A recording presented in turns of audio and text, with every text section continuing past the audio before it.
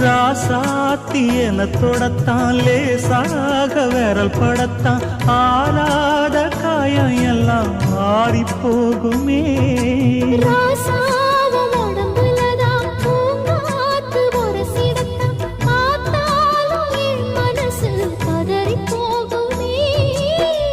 சாமியுண்டு காவலுக்கு அச்சப்பட தேவையில்லை